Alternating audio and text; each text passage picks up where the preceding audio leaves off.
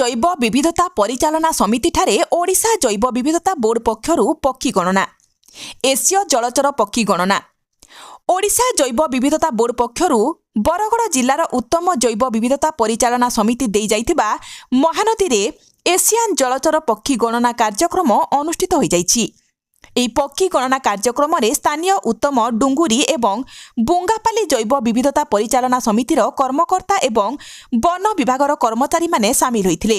ବରଗଡ଼ ବନଖଣ୍ଡ ଏବଂ ପ୍ରକୃତି ପରିବେଶ ଓ ବନ୍ୟ ଜୀବନ ସମିତି ପକ୍ଷରୁ ଗଣନା କାର୍ଯ୍ୟକ୍ରମକୁ ପରିଚାଳନାରେ ସହଯୋଗ କରିଥିଲେ।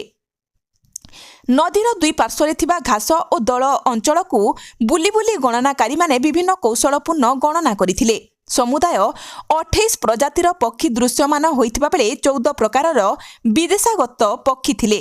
समुदाय 4788 पक्षी थिबार गणनारे आकलन करा जाइथिला।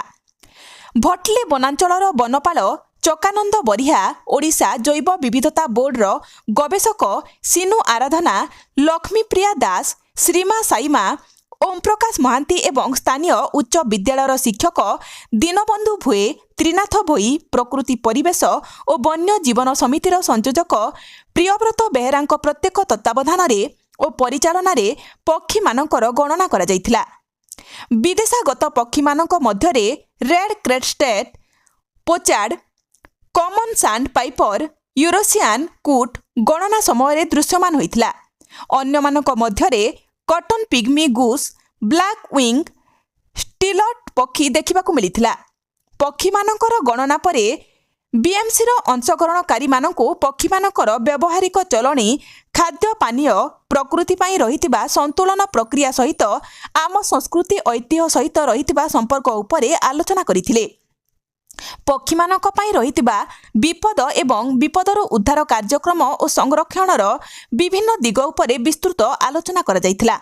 ग्रामवासी माने पक्षी मानक विषय अधिका जानिबा एवं सेमानकर संरक्षण रे सहयोग कराजिबा उपरे आलोचना करा जाइथिला।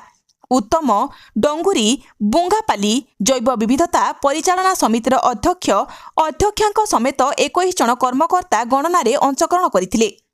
प्रकृति परिवेश और वन्य जीवन समिति पक्षरु लिकुन प्रधान एवं विनय साहू कार्यक्रम को पूर्ण सहयोग करथिले।